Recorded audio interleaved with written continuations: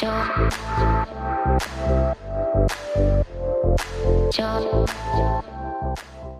may I take this opportunity to call upon Mr. Randall T. Black, Chair, PMI Board of Directors, onto the dais, please. While he is coming onto the dais, may I just try and share a little bit about his experience, which is too vast for me to be able to do justice. 40 years consulting in telecommunications, IT, e-learning, development, and then he has been with PMI North India chapter, and then CMAG, chapter member advisory group, and now PMI Board of Directors has been Region 1 mentor too.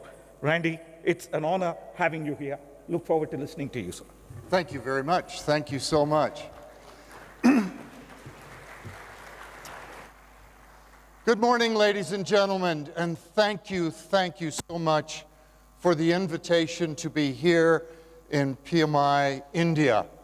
I've never been to India before, but I was guaranteed that I would be taken care of, and that, of course, that I would be treated wonderfully.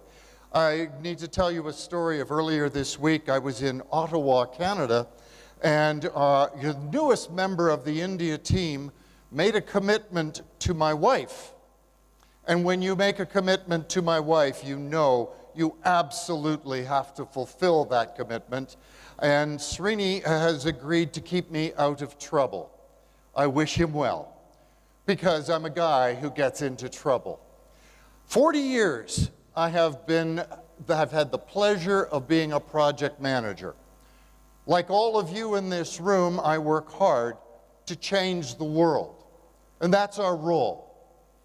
Before I get going, three things. First of all, I am suffering from a bit of a cold, so if I inadvertently cough, I do apologize. I'm getting better bit by bit. Second thing, I would really like to acknowledge the PMI Pearl City chapter for putting together this wonderful event. You know these things don't happen by accident, so let's acknowledge them. And third thing, my speech today will be broken into three parts. First part, I'd like to talk about the past, because to honor the past is so essential in everything that we do in life, to recognize what it is that has brought us to this place. Then I want to talk about today, the things that are going on today. As you can see, celebrating 50 years of PMI. And then I want to end off and talk about the future. Some things that I want you to think about. Hopefully a takeaway that each one of you can apply as you continue through your career as project managers. So let's start off a little bit with the past. We've heard about our honoring of our project managers, and you'll see around the room many of the symbols that you see here in our Made Possible by a Project Manager campaign. I don't care what the project is. I don't care where you work in the world. Whether it's putting a man on the moon, whether it's creating new infrastructure here in India, or it's finding a new genomic that will cure cancer somewhere in the world. Somewhere in that work that's being done, making sure that things are organized, making sure that the team is progressing forward, I can guarantee you there is a project manager. Project management as a profession really actively began about 50 years ago with the founding of the Project Management Institute. And we had the very great pleasure of still having some of our founders with us.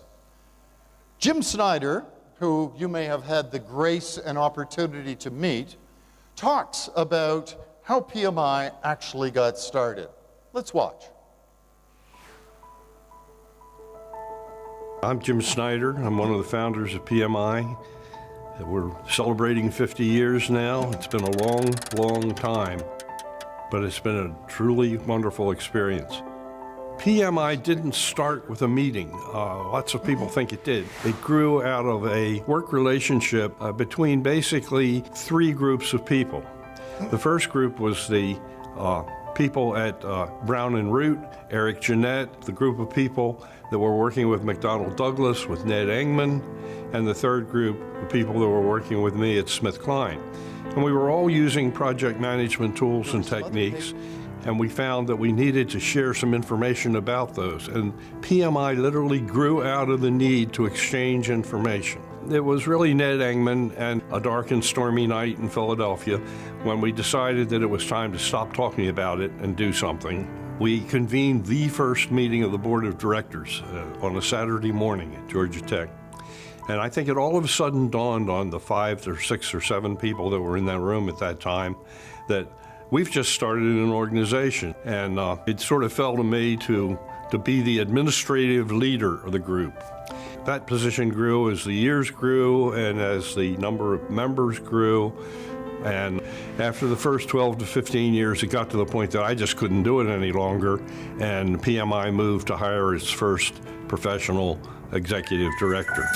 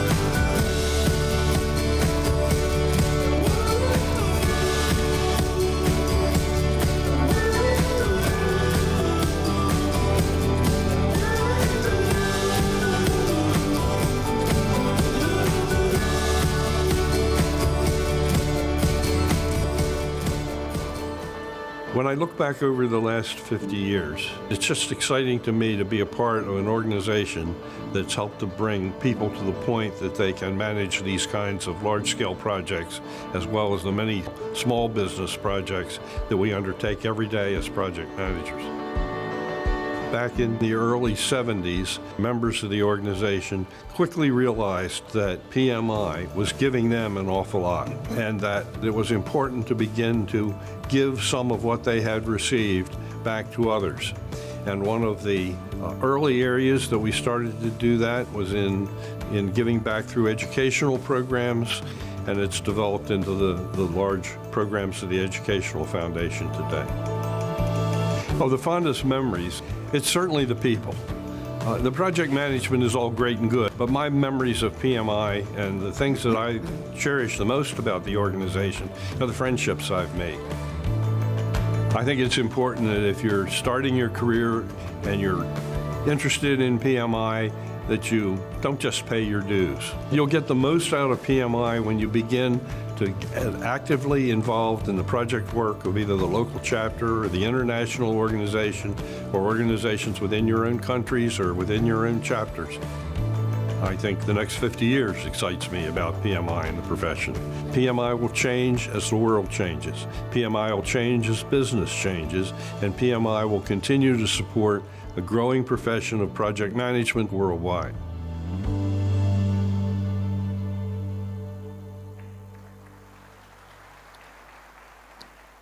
What's so exciting to me about that video is the end. When Jim talks about what excites him is the next 50 years. Because in the next 50 years, who knows what this profession will become? I know that throughout my career of 43 years, I've had the opportunity to see from project management moving from a profession where everybody went, project management, what's that? to today where everybody says project management. I know what that is. You're a secret sauce. You do voodoo magic. Well, pretty close, but not quite. And that's our past. Today, as part of our 50th anniversary, of course, PMI has committed to the United Nations Sustainable Development Goals, the 17 Sustainable Development Goals that help or can help to change the world. And here in India, you're living that reality. You're living that dream. In fact, the organization earlier this year committed to 50,000 hours of volunteer commitment. Well, I think we need to do some estimate training because we've missed. In fact, by May, we achieved, committed, or completed 50,000 hours. So as part of our conference in Dublin, we made a decision to commit to a further 50,000 hours. We called it our Double in Dublin. Welcome to the English language. Further, over the last few months, we've continued to track our successes and have discovered suddenly, we haven't just hit that 100,000 hours, we've overachieved on it. What are we going to achieve by the end of this year? I'm not even going to try to estimate, because obviously my estimating skills are very poor. Here in India, you have so far committed, especially within the region, to more than 9,000 hours either completed or committed. And here's some examples of work that you're doing. The Chennai chapter has worked with the Project Management Institute Education Foundation to collaborate with a local charity, Avatar, on providing employment guidance to young underprivileged girls. If you think about this work that they're doing, it hits on three areas. First of all, quality education. Second, fighting poverty. And third, gender equality. What a tremendous effort. Is PMI Chennai in the audience? Anybody from that chapter here? Stand up and be recognized. Well done, and thank you. Well, I know that other chapters within this region are also undertaking similar activities. When the massive floods hit Kerala, the chapter, with the support of all of the India chapters, got to work. It provided project management expertise to help in the relief efforts. By the way, is the Kerala chapter in the house? Where are they? Kerala chapter. I know I met some folks from there. Congratulations. And thank you for undertaking that very important work. I'm constantly reminded of the achievements that we have done as project managers. We see that firsthand here in India. From the very beginning, from your independence, progress has been marked by significant public sector projects in your country. Example, such as you see here with the Bakara Dam. And I know that you will continue as project managers to do this kind of work and to grow the profession here in your area. You also, very proudly, have achieved some great results in space. And yes, I know there's been some setbacks, but you're learning from them and you're growing from them. As well, we have some fantastic organizations here within the India area that are contributing to our Global Executive Council. For those of you who are not familiar with the Global Executive Council, it is a group of organizations from around the world, 80+ organizations, who contribute to PMI by telling us what it is that they need. And these 4 organizations are representing your country, and we also have a 5th that's in the process of joining the Global Executive Council. World leaders in helping to change the profession and to help us to understand what needs to be done to benefit organizations and as well you as practitioners. So that leads me now to talk a little bit about what's coming up in the future. Some things to think about. Well, our world is being disrupted. It's being disrupted by things like cloud computing, cloud solutions, artificial intelligence, machine learning. These are all changing the paradigm of business. If you think about your business 20 years ago, you probably weren't thinking about being a digital business. But everybody today is thinking about digitization. Even PMI is contemplating and working forward on the digital world and changing our way of working with you. Every organization is changing, and that has an effect. It has an effect upon us as project managers. Even traditional organizations, construction, are running into things like building information modeling, where you can look at a model of the building, understand the challenges that you're going to have around infrastructure, and use this to help plan your projects. This is the reality of our world as we move forward as project managers. In the last couple of years, Project Management Institute has begun working with a gentleman by the name of Roger Martin, whose face is here on the screen. Roger is the former Dean of the School of Business at the University of Toronto, the Rotman School of Business. Welcome to a Canadian moment, what can I say? And Roger has been starting to work with us through our Bright Line initiative to talk about the future of work and what that future might look like. Let's hear what he has to say. If I could get you to turn the volume up just a bit, Roger's soft-spoken. So this idea that you can look at the company in this simple piece part way and run each piece part well and it'll add up to something good is just not showing itself to actually work. And I think it's becoming less effective as corporations get bigger and more complicated. Corporations now are of a size unimaginable even 50 years ago. I think that if we switched from the notion that all jobs are flat to a whole set of jobs are actually project-oriented and organized around projects, I think we'd have higher productivity, higher satisfaction, and greater adaptability in the corporate world. So as we continue to work with Roger, we're going to continue to evolve this idea about something we've called the project economy, where your job is going to change. So today you have a position description. You know, the job that they say they hired you for? And what we've started to realize, and what I realized in my career, there was a little line at the very bottom of that position description, and it said, "End other duties as assigned." I spent 90% of my career in that bottom line.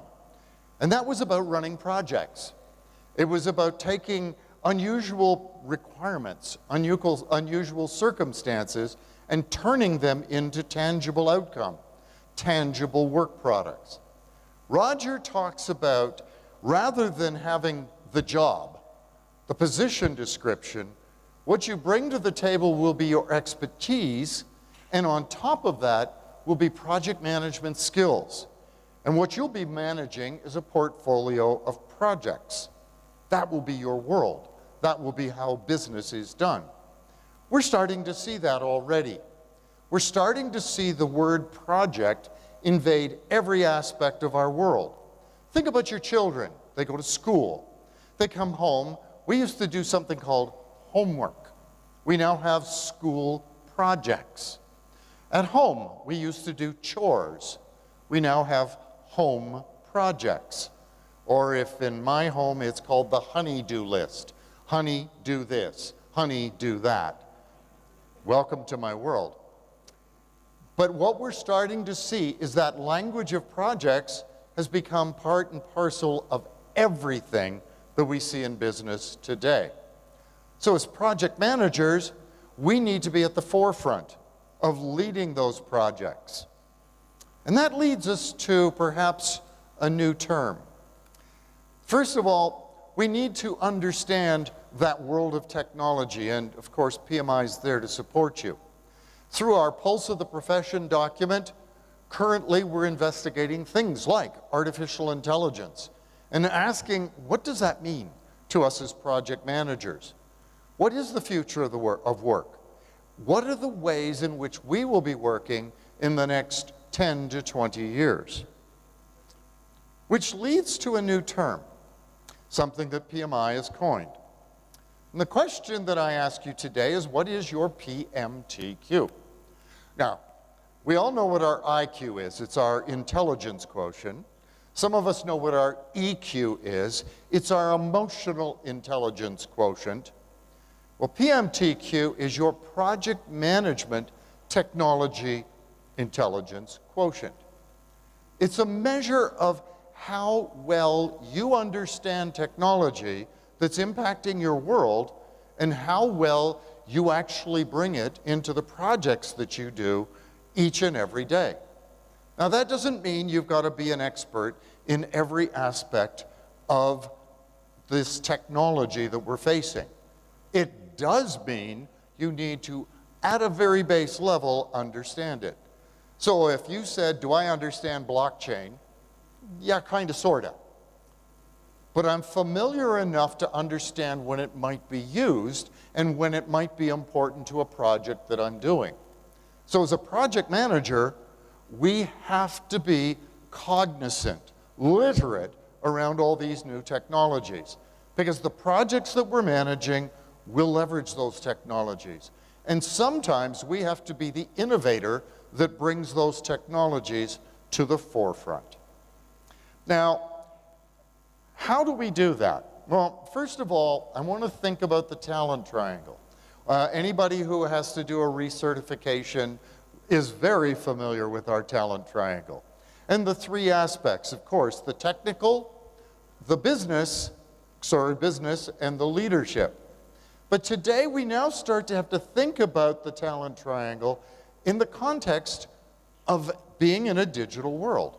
What are those digital skills in those areas that we need to understand? So let's spend a minute, let's define what we mean by PMTQ. First of all, always on curiosity.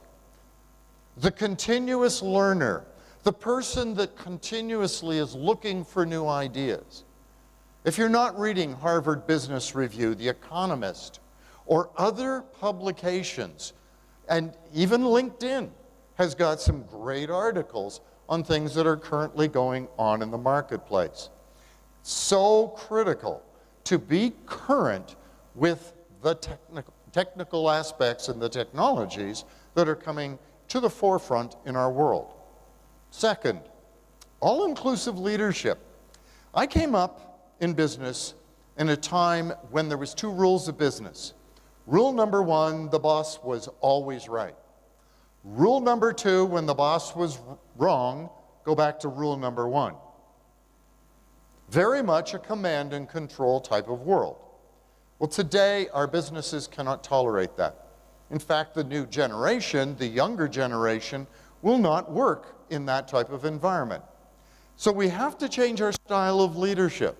All-inclusive, equal, working together, leveraging the very best skills of your team to get the result and the outcome that you need to produce for your project.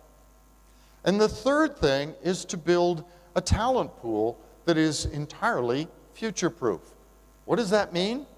It means hiring people with always-on curiosity. It means instead of hiring for technical skills, you might actually hire somebody for behavioral skills. Last fall, the board of directors had an opportunity, along with some of the executive leadership team, to visit a company in California.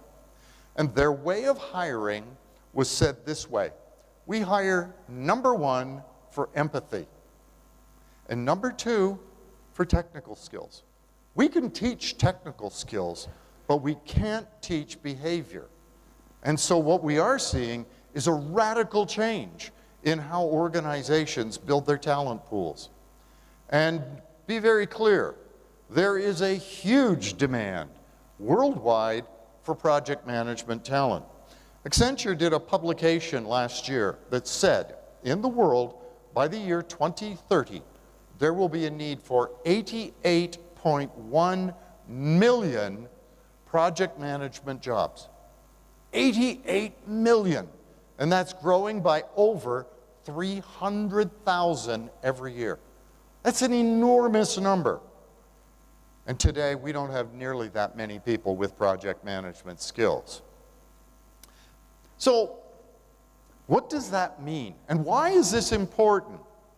Well, if we think about businesses, and you heard the word transformation, taking and dealing with digital disruption, in the Accenture study done last year that PMI participated in, 80% of those companies that were interviewed said they will encounter a transformation the next year that will be because of a disruptive technology. Here's the scary statistic. 25% of those transformations will be successful, meaning 75% of them will fail. And that's an impact that this marketplace, this dire economy that we all live in, cannot deal with, cannot tolerate. So what we need is individuals that are going to be able to lead transformations, lead projects. And this is where PMTQ becomes very important. So when we think about why those companies failed, the number one thing that they seem to have forgotten is that people, you, project managers, lead those transformations. And therefore, we need to increase skills, increase your PMTQ. And you as an individual need to be conscious of that each and every day in your jobs. Now let's think about this from an organizational perspective. If we said an organization wants to be a PMTQ leader, what is it that they do that's different than others? Well, first of all, they put technology front and center.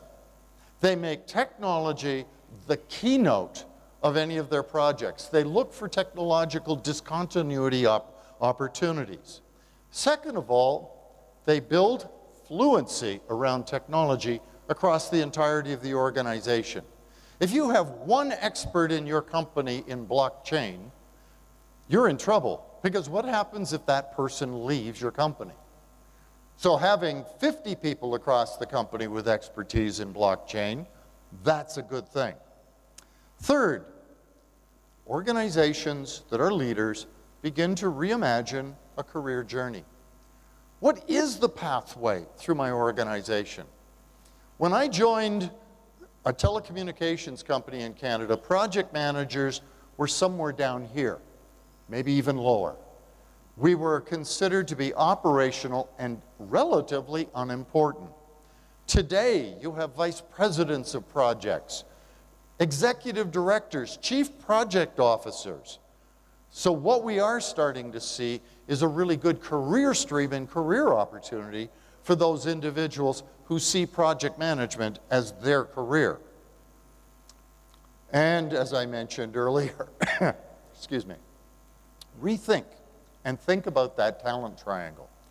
Develop your skills, but do it from a perspective of a digital world in which you live. So if I think about those innovators, here's some of the things that they do. First of all, they have embraced change management. And I don't mean scope change management, I mean change management to make sure that an organization gets the value that it wants. They're changing the conversation around projects. For those of you who've got a few gray hairs, or like me, no hair, project management used to be about on scope, on budget, and on time. Today, those are table stakes. That's the easy stuff. Now organizations want to make sure that the strategic reason that they made the decision to do the project is producing something called value out the other end. So it now has to be on value. And the organization is making sure that they're getting it through active change management. They use multiple types of methodologies in doing their projects. It's not just do an iterative process, or do a predictive process, or do an iterative process. It's choose what's best for the project. It's no longer about best practice. My friends, it's all about best fit. What do you need for your project? What do you need for your organization in order to bring success? Design thinking is becoming part of their language. Agile is showing up. And of course, DevOps. All three of those areas are becoming very predominant amongst those organizations that are innovators in the TQ area. They also do some other things differently. And here's the one on this list that really pleased me: executive education. You can teach project managers how to be innovators. You can have them aware of technology. But one of the most critical enablers of project success is a really good sponsor who knows what their role is, who's actively engaged, who's there to break down walls for your project so that you can be successful. There's some other factors in here that are very important as well, but that's the one that always stands out to me when I'm looking at this listing. Now, I'm a businessman. I run my own company, and I want to see return on investment. So if I'm going to invest as a company in you becoming more cognizant of technology, I want to see some value. I want to see an outcome. Well, if you're looking at this as a businessman or business person, first of all, the improvement in project results is very significant. But the part that I liked the most was looking at the bottom three. The amount of budget that is not lost as a result of being an innovator is very significant. On average, in the world today, every project, 12% of dollars gets wasted. Now, I don't mean substandard or subpar results. I mean wasted. Throw it in the garbage.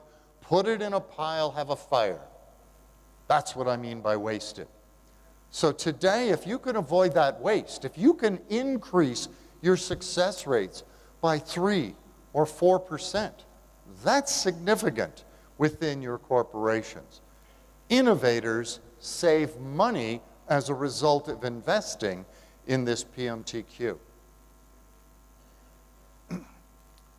So when I think about the future of project management, and I think about the future of PMI, I just look out in the room here, and I see the young people that are here, those who are going to be mentors and coaches to these young individuals, and I think about how we can change this profession, how we can add value to it, how we can add continuously value to the corporations that we work for. I've spent 43 years of my life doing this work, and I've seen a tremendous evolution, all the way from being a project manager because I could do a schedule. Wow!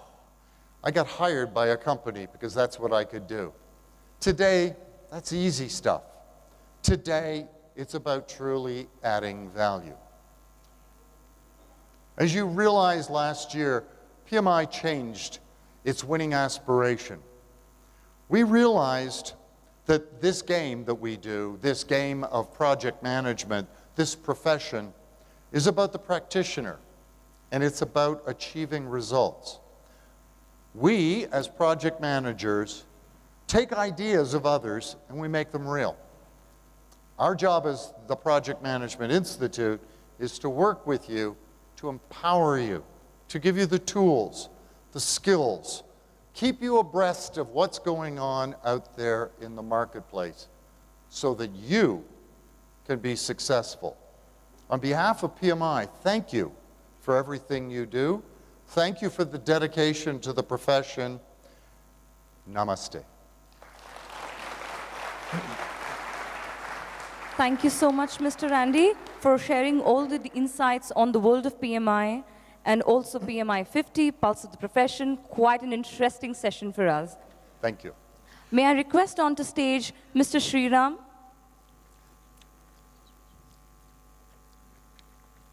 Little confusion here, but that's okay. It is my very great pleasure today to introduce to you a new member of the PMI family. Here in India, of course, we have an in-country manager. A wonderful individual has recently joined our family. In fact, this is his first week on the job. We took him to Ottawa and we made him participate in a global executive council. He had to make a commitment to my wife that he would keep me out of trouble. So let me introduce you to the new general manager of PMI India, Mr. Srini Srinivasan. Srini has over 20 years of global experience as a CEO, business unit leader, business builder, and entrepreneur at the intersection of professional services and technology. The PMI India team here will report to Srini. By the way, Srini has his Bachelor's of Accounting degree. I liked him right up until that point. I was hoping he'd be an engineer, but that's okay. And as well, his master's degree from the University of New Mexico in the United States. Ladies and gentlemen, please welcome Mr. Srini Srinivasan.